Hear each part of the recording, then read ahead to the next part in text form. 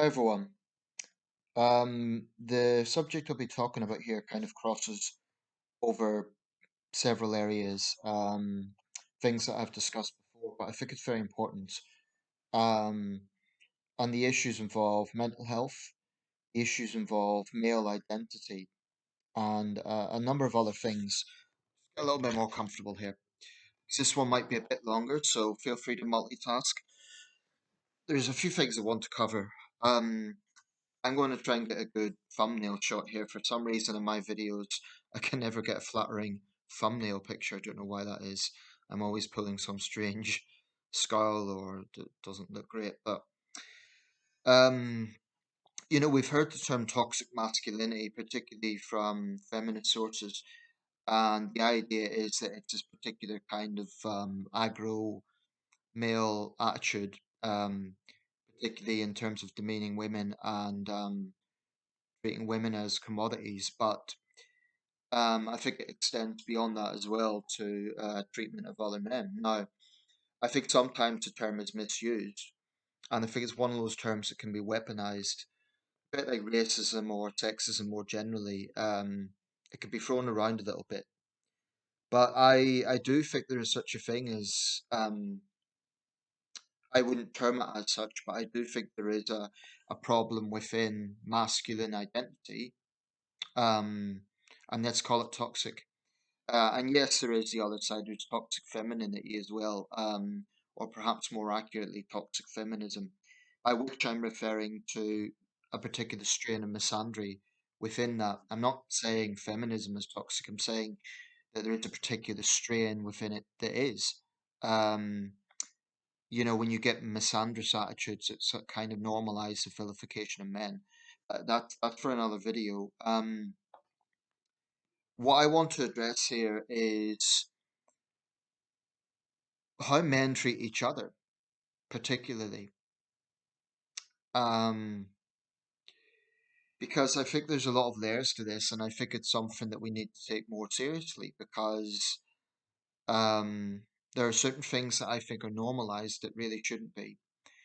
Something I've addressed before in other videos is the issue of banter.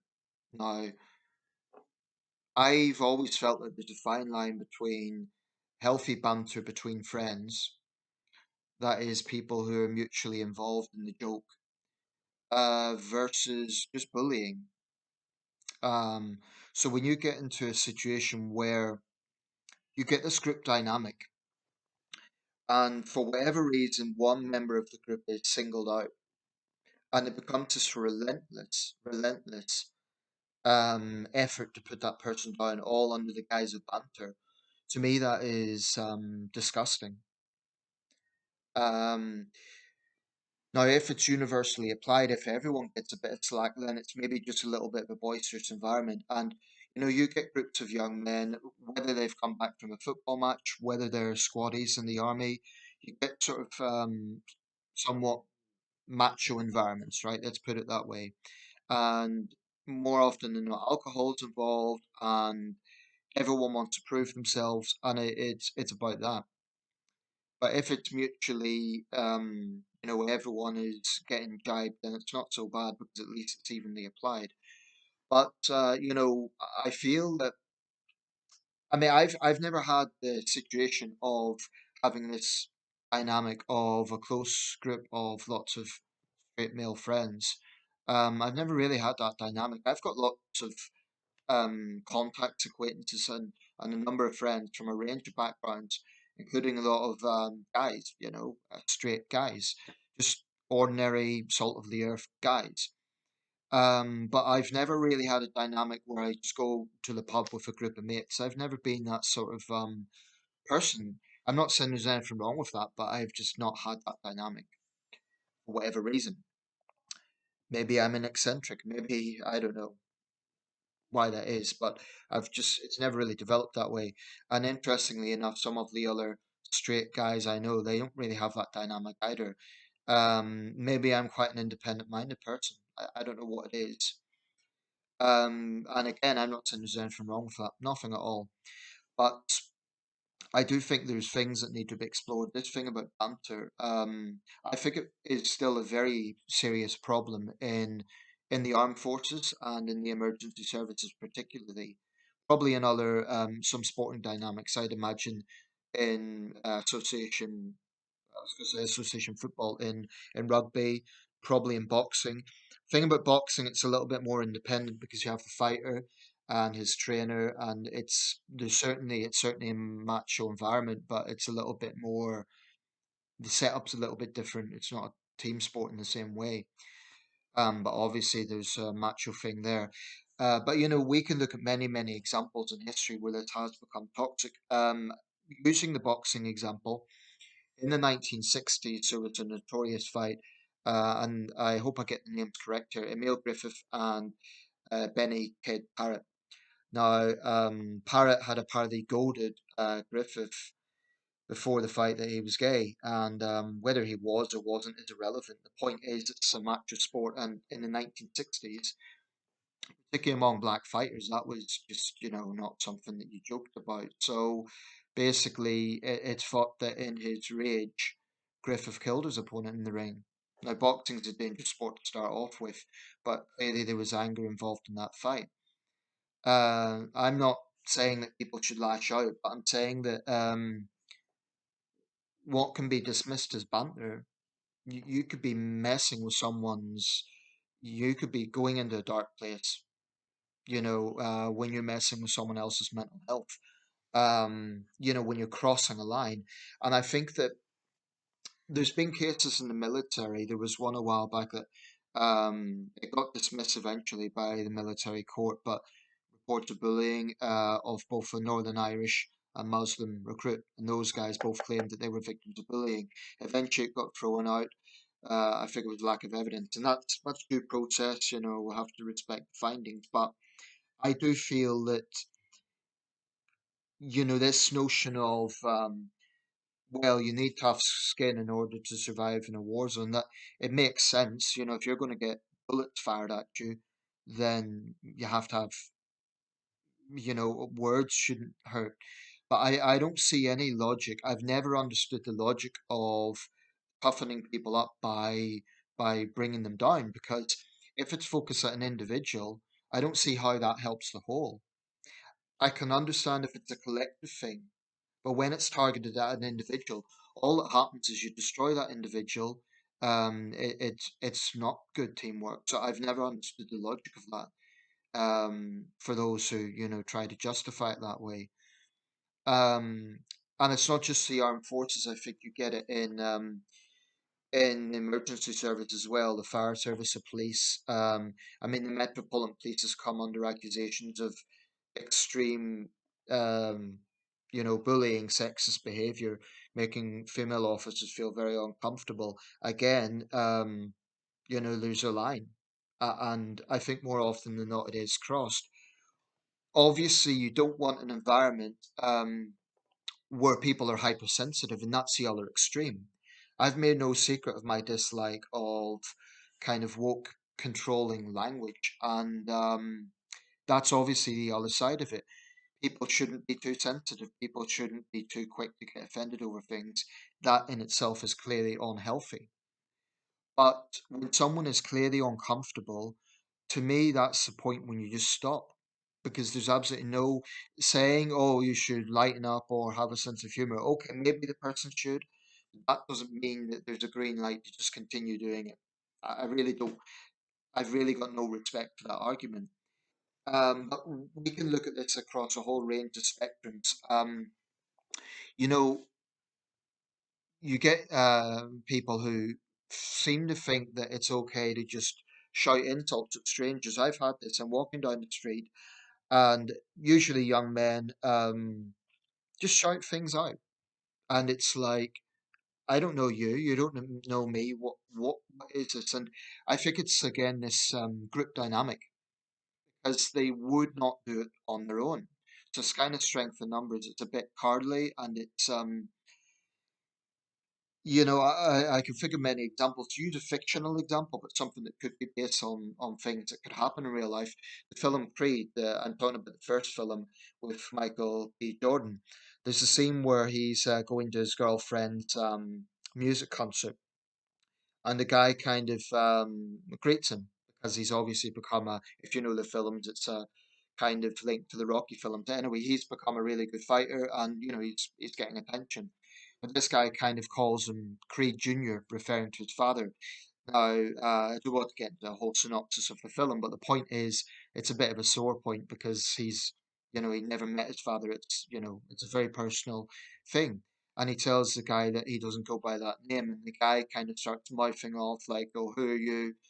Blah blah blah. And this is a good example of male machismo and male ego being dangerous, and then basically he lashes out and he ends up in a prison cell. I've always had contempt for people who just would disrespect or insult strangers for absolutely no reason.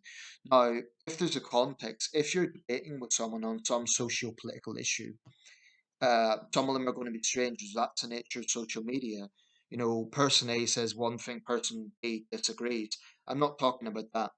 I'm talking about people who, just for a cheap laugh or because they're bored or for whatever reason, they target a stranger. And this is something that, we might say that women can be catty with each other, but that sort of behavior is, I would say, a more male domain. I'm not saying that you don't get women who behave like that, who will have a go at a stranger, who behave. I mean, the bullying in girls' schools is horrendous. My younger sister got a very rough time. So I'm not saying that women aren't capable of that, but this sort of machismo thing, I do think it is more an ego. I do think it's more a domain of us guys, and I think we have to be honest about it. Now, it could sometimes just be a point where someone stands out. In my case, it's my hair color, right? I know that, and it's almost inevitably if some wise guy wants to have a go at me, it's always he'll bring my hair color into it. Because in the West, for whatever reason, redheads are a target. It's like someone who might be overweight or wears glasses, whatever the case is. Now, most people, when they get to a certain point and they grow up and they don't attack people on those sort of ad hominems. Um, I'm always careful, even if I'm genuinely frustrated with someone, I'm always careful not to get into ad hominems because I think it's lazy. I think it's a lazy argument. So I always try to stick to the things that they're saying and their attitude and their approach. Um, so like I say, for me, it's my hair color. I've also, when I first came to England, it was my accent, Northern Irish accent. I stand out. But when you get down to it, most people will probably stand out in some way or other. And it's a bit like, that you see these videos on YouTube of pranks. And the thing is, they're not in jokes. They're often at strangers. So it'll be someone in a public street in some city somewhere, and they just decide to have play some prank on a stranger. Now, to me, that is seriously, it's reprehensible because you don't know what sort of day someone is having. That person that you're pranking, they could have just got some really bad news that a relative has died, or who knows what it is, and then you're just making their day worse. I think those sort of pranks are disgusting, and I personally think YouTube should bring them down because I think it's glorifying what in some cases amounts to just assault. Um, but I think men have to, we talk a lot about mental health, and we say that this is something that we talk about the male suicide rate. I think we should look at how men treat each other. Now, this is not to say we should all be brothers and we're all going to get on well. That's not realistic. Some men I have no respect for, um, and I never will. And I will criticize them, and I will justify my criticism. But I think there has to be um, a basic maturity of not just starting things with strangers for no reason. um, and understanding that there's something very toxic about messing with someone else's mental health by by just attacking them on an ad hominem level. They're trying to get, just starting stuff for absolutely no reason. It's pathetic, and it's also I think it's reprehensible because you're messing with people's, like I say, their mental health. Um, and I think most people do grow up, but there is this environment of, you see it all over the internet. And I think things like memes, these cheap memes that have no intelligence, they're just designed to avoid an adult debate. They're cheap. They're just and then the culture wars, right? I try to avoid using the terminology where I can. So you'll notice I never use the word snowflake or gammon or anything like that. I do use the word woke because I think it's different, because it actually has a context. It actually is an ideology. It's not just an insult. So when I hear people getting offended by that, I would say, well, it's not like snowflake or gammon because it's an ideology, as in being awoken to injustice. So if someone criticizes wokeism, that's no different than criticizing conservatism or socialism or whatever the case may be. But I think that this culture we see on the internet, unfortunately, it allows this dynamic where people can be immature and communicate in a way that they probably wouldn't in the outside world. Maybe they would.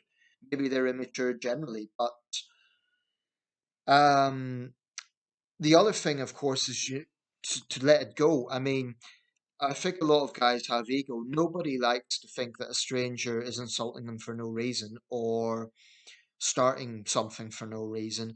But I think we also have to remember that I don't want to say sticks and stones will break you, sticks and stones may break my bones, that line, but there are times when letting it go really, really is the better option. It makes you the bigger man, and it doesn't achieve anything. I mean, if you absolutely have to stand up for yourself, or especially a more vulnerable person, whether that be a girlfriend or someone who's more vulnerable, I think in those circumstances it's absolutely justified. I've mentioned this in my video about sort of street fights.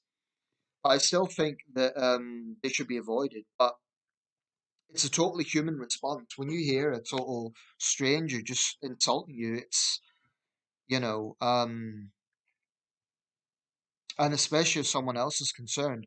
I've been at the receiving end of that, and I'll be honest, I'm not chilled about it. I don't like it. I think it's disrespectful, and it makes me angry. But at the same time, I'm aware that um, these sort of people, they want a reaction, and if they are spending their time just insulting strangers, what does it say about them as a person, really? Anyway, I'm going to round this up, but I think that this thing about male culture and machismo, I haven't even started on my thoughts on gang culture. I think, for example, drill music is poison. Why? Because it literally fuels rivalries. So, for example, you will get one gang member and they will literally name their rival in a song, and they'll call out their rival and they'll insult them and they'll with all sorts of things, and then the rival, because he's been disrespected, he goes and stabs someone.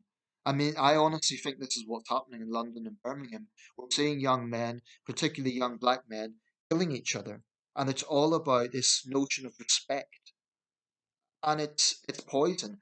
At some point, at some point, you have to grow up and think, I'm going to let this go. I'm going to be the bigger man. But it's a cycle. I mean, people say, well, I carry a knife because I'm defending myself. But then what's to say that the next guy carrying a knife isn't defending himself from you carrying a knife? So it's this never-ending cycle. And I'm not saying that there's any magic wand to fix this. I am convinced that drill culture does a lot more harm than good. I am convinced that there are too many rappers out there. I'm not going to say all of them, but I do think that whole culture is poison. I think it teaches young men that you can just disrespect people for no reason, that you can disrespect women, that you can threaten other guys for no reason, and it creates a sort of violent culture, and it's actually quite frightening because it gets into this place where then the other party feels they have to prove something with violence, and it's this never-ending cycle, and it's pure poison. Um, so that's why I hate that sort of machismo. What what I want the young men of Britain to realize is that being a man, it's it's not about being cocky. It's not about just disrespecting people.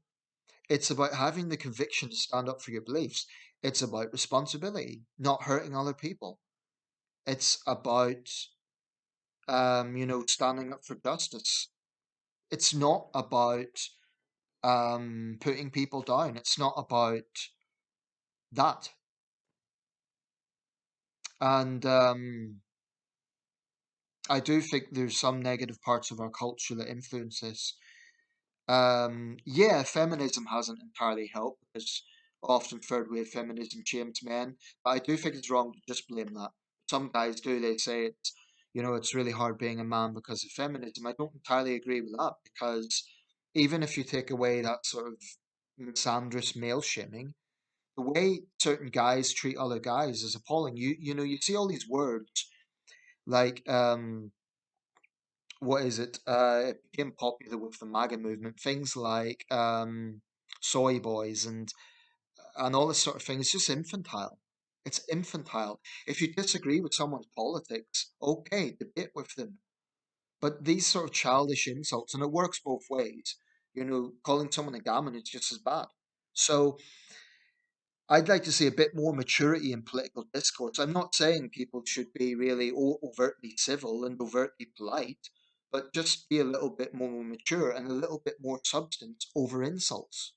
All these things can add up. Um, I mean, I'm constantly trying to improve myself. I'm constantly trying to be a better man.